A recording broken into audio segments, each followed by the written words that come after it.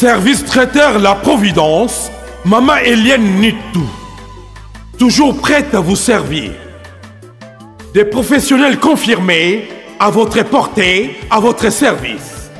La préparation de votre cérémonie de mariage, baptême, anniversaire et tout autre événement. Un service culinaire, la cuisine africaine et universelle, Loboko ya Maman, avec des mets variés, buffet à la demande, décoration des salles et divers autres services par des pros. C'est la spécialité du service traiteur, La Providence, Maman Eliane Nitou. Un contact pour vous, les 06 15 31 69 90. Maman Eliane Nitou. Réservez vite pour confirmer, Maman Eliane Nitou. Service traiteur, La Providence, Balambi Lelo, Bolier Kaka Lelo. La Providence, Biloko ya Moto. 12 ans d'expérience, s'il vous plaît. Toujours à votre service et merci de votre confiance. La Providence toujours. La Providence Kaka. La Providence pour tous. Maman Eliane Nitou. Gloire à Dieu.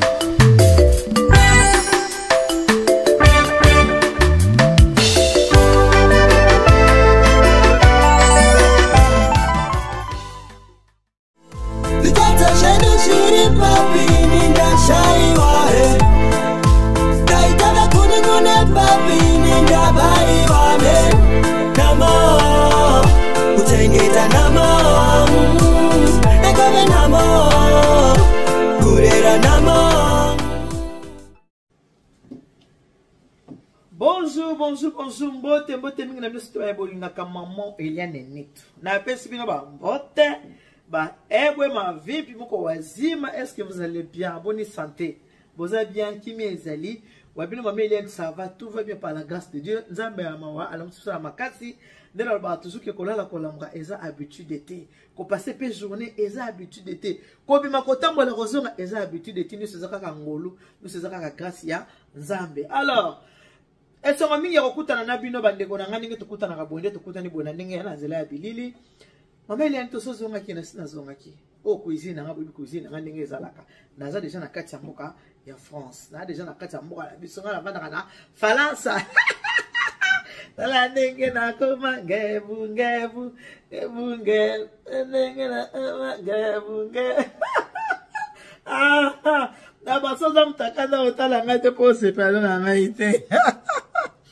Alors bah qu'est-ce que ça mtakanda otala ngaite pose palo na ngaite. So posa fanatique révolté otala ngate pose palo na ngate. So posa mutaketo otala ngaite po osapelo na ngate. Lobi na vandi boinde ko moka benyi ngai. Ne mo benga parti Angola. Kande ba de ko benga ngaya. Ah Maman Eliane Nitou bon tarde, ngape na bi bon tarde.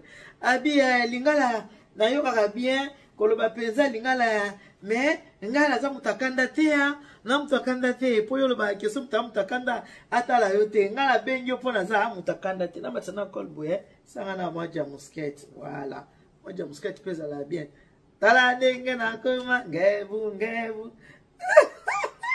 ngaza mutesengo boyebi distributeur ya joie c'est moi ngala za na bongo na nga mutesengo na baki mutakanda atala ngaiti na ngana loba boye bandiko bozo tala ngai. Bon, on a accès qui la providence alimentaire.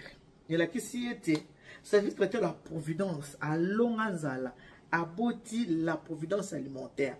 La providence alimentaire, ils allaient chambre froide, ils allaient magasin. Où ils ont côté qu'à vivre frais, na vivre sec. Et on a le bec qui n'a bino boéki. Ce qu'on a posé à consommer là, bande kokuna na Congo. On a posé à consommer là bas parents. On a posé à consommer là bas boéki. Le même bas voisin. On a posé à consommer là bango. Ko hésiter te benga Maman Eliane Nitou. O passer commande na yo. Boyebi ki ba te belé. Tabo moi na zongi bo mutoba. Maman Eliane bon ce ko zongi oui. Nga na zongi même. Nga na saka livraison te bande ko na ngai. Nga na kenda ko livrer te. Eza na mutu. Oyo akenda kosala ba livraison. Atene na zaki na Kishasa, ngam na saka livraison te, atene mo mwa abu muto batela mo poso ki pesa la mo sa livraison atabino moko. Na banzela nini onga na yebi ona kisa la livraison. donc moutasa ka livraison azali pour na mona mutu so maman ni tozongi bon ce qui n'a passé commande mais bako kende ko livrer gérant zali o asa kotala musala yango na biso na bande ko na ngai tango baboti na biso bazali na bon moyi ezali nde tango ko survenir na ba besoin na bango ezali nde tango ko s'occuper na bango po biso to ba ke mama botaka mona po akola asalisa ye tango ngo yango yako milisa moboti na yo milk tango ngo yako milisa moboti milk pona kin tokola nango yango ne milk o tokola nango na Congo pe na poto to melaka preuve aniki ngai na melakango na poto to saka ni to melakango bato nyonso tout te ngai de temps en temps na melaka na ngai ngona na kanisi moi bomwana na ngai na mele pourquoi eke ezake boso kipe na ba ndeko baza kuna bo pasa ba commande eza na bisika oyo ba gérant ki Olivier o kwa mama na bisabi papa yebisa mwana na ngati na kaka boepa na bino parce que ndekone ya mosi awa soka zimbongo ake kosomba kabelo ache na mutu nga akenda kosomela nga Thompson oyo ese koti banzinzi deja soki na lobi ata mipanzi mwana tineki monga mipanzi atina monga mipanzi te liaka bloko oyo ona sombeli yo kaka boye biki soki ba parents babandi kokola yana bana musuba linga kozwa le dossier mais tu convoque ba parents yana bande ko mingi toza na poto awa omona kena Kongo kuna botika mama atikala na petite sœur botika mama boza cousine moko abokola ka mama botika mama boza nièce moko bochana bokola ka mama mais kotina mo epa ya nièce epa cousin to cousine to pe pas propre frère to propre sœur au comment nazole sa maman te que tant to kola ka boye to koma ki maman nga fali ya bien maman nga fala ta bien maman famela bien to koma ndenge wana alors bo commander na la providence alimentaire chez maman il y a nini oyo ezali nzanza ya moyen ya munene ezali ya mukena ngope ezali soko za na posa obengi ngai to kosola na makambo ya ba prix to kosolola soko za d'accord au passé commande na yo gérant zali a okende ko livrer biloko non na destination na PSP merci na bande ko mingi o déjà pendant que nazaki na Congo oyo ba soutenaki magasin fongwami ka atanka ba moni mbala moko ale ba bandi ko commander ba biloko na bango l'exke ba soutenir maman il y a net mafuta ya 5 litres na magasin na ngakuna nazala mafuta ba 5 litres ezali oli okosombaka quand même biso nde tozabwe tant tosombaka mo 5 litres o toumelaka nango ti yeba ke soko tini mbongo oli basombela mama 5 litres ya huile babanda kosombela mama mafuta o bateka bona mwa kopo mwa kopo bo bakalingi Thompson lelo mwa kopo boye bakalingeli quiz mwa kopo boye chaque jour kosomba pourquoi soko sombeli mama 5 litres na comme ça eko umela mama ko vanda nango eko vanda na ndako eko umela parce que umela makasi ole bacha kopo sko kopo wana ezake soki otini mbongo na Congo otindeli bango directement mbongo babando suma ya muke omona no mbongo wana leki asombeli yango kabelo so paza mona mobali abandi kozula ngo ba chéri abandi ko pesa na chéri na ye ayebi ke boko yeba te mama moko alobaki ke mwana ngai ndenge ezawa soki mbongo ye asali nango oyo motema na ye elingi tango mama ko silika mama ko lobake zala na koyebisa na yano abi ye soko meki soko abengi na ko lobake nazana ndako te boko solola te boyebi ke ba mama nde bazawa na bana ba téléphone te soko pesi téléphone bakoko koyiba bakoko bazoka bango ba téléphone tango koko azuye ba téléphone na ye ndenge wana ekomaka bobenga kena koto so na mama kena place mama azali oka déjà mwana zo prévenir mama na yeke soko meki koloba koko soko lobi yeba ke tamba ko benga na koloba ke naza ndako te bo solo la te alors pona ko kasema ka mwana nyonso la providence alimentaire ezali maman il a nito azali bo commander o eza sucre o eza 5 kg ya sucre na magasin kuna la providence alimentaire ba 5 kg ya sucre bo ezali sombela mama sombela papa sombela tata mwasi sombela mama kulutu biso to ba bantu to lia kana bato toliaka na famille. Bref, va dire que ezalaka ke ceux qui mwana obali okomona liputa pe bapesi mama kulutu. Okomona pe costume bapesi noko. Okomona pe costume bapesi papa kulutu. Po toza ba bantu tokuta yango ndenge wana. Biso toze ba mama biso omona ndeko ne mwa yeko tala etanga ngakende omona mwa sukali apesi. Atena congélateur nana mbisi Thompson apesi. Atali boy apesi. To mesana kolia na bato. Biso toza penza ba yimite. Toza penza batu ya bato mitema koka te ba yimite to liaka na bato. Alors, kuna la provenance alimentaire ba 5 kg ya boy ya sukali ezali. Sombela mama mo 5 kg ya sucre akovanda nango mingi ekovanda. Atoza na posa ya kwakera. Kwakera eza nango. Oza na posa kwakera ba mama ndi ba koma na ba papa mini koma nango eza penza te. Sombela mo kwakera mela kwakera na ye. Mina mo taka suki ka mama vandi. Nandako amonika haboy oyebike kolia o eza biblique so mama fani nandako amonika haboy baye ko livrer ye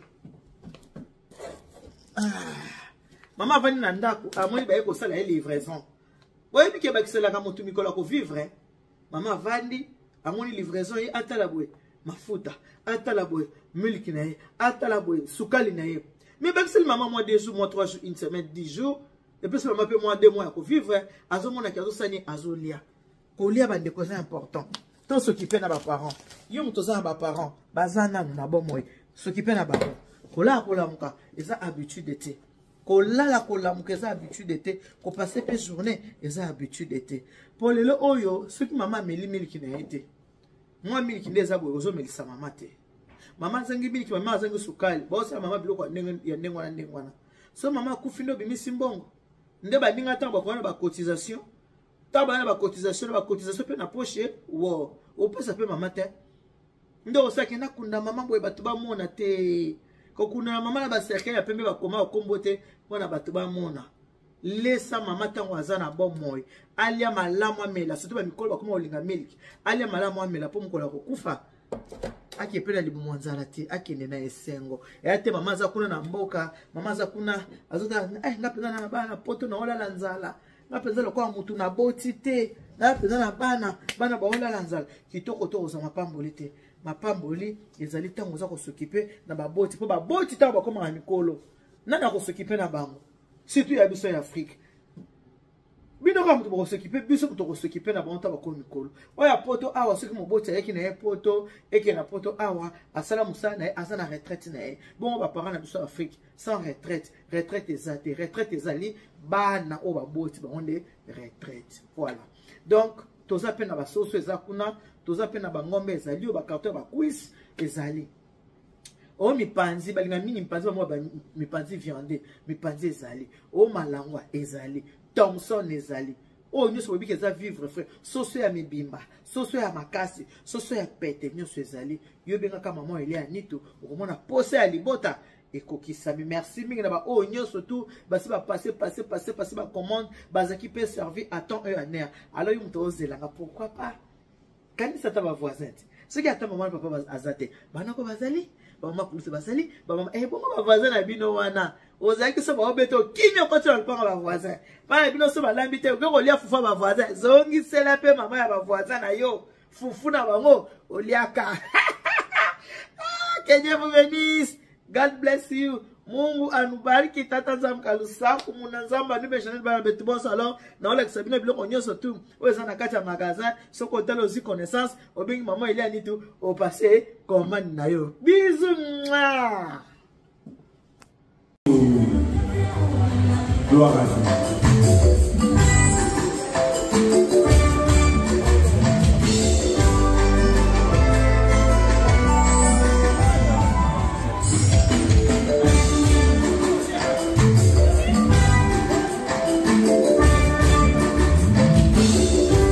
Service traiteur La Providence, Maman Eliane Nitou, toujours prête à vous servir. Des professionnels confirmés à votre portée, à votre service. La préparation de votre cérémonie de mariage, baptême, anniversaire et tout autre événement. Un service culinaire, la cuisine africaine et universelle, le Boko Yamaman, avec des mets variés, buffet à la demande, décoration des salles et divers autres services par des pros. C'est la spécialité du service traiteur, la Providence. Maman Eliane Nitou. Un contact pour vous, les 06 15 31 69 90. Maman Eliane Nitou. Réservez vite pour confirmer. Maman Eliane Nitou. Maman Eliane Nitou. Un contact pour vous, les 06 15 31 69 90. Maman Eliane Nitou. Réservez vite pour confirmer. Maman Eliane Nitou. Service traiteur, la Providence, Balami Lelo, Bolika Kalelo. La Providence, Biloko Mentor. 12 ans d'expérience, s'il vous plaît. Toujours à votre service et merci de votre confiance. La Providence toujours. La Providence Kaka. C'est la Providence, maman Eliane. Et salamité.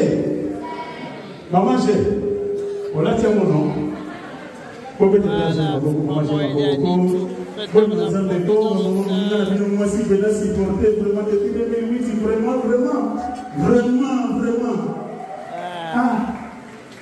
Joli. Félicitations et bon appétit. Il y a du toko, Mela qui toko, du champagne Mela, avec manger pour Mela. Au père de Congo et à facilité. Au père de 6 000, à 7 000 à facilité. Voilà, pour que ça va éviter. C'est bon pour nous. Pour que ça va éviter. Pour que la compagnie et papa on va plus tard. Il y a des fois là-bas. Il a dit qu'il veut juste manger ça. Oui, c'est bon, non? On va faire Sanguis. Sachez la pause. Et ça va dire. Pour dimanche, c'est ça. Dimanche, c'est ça. Problème pour mes amis. C'est qui ça? Ciao, ciao. Music.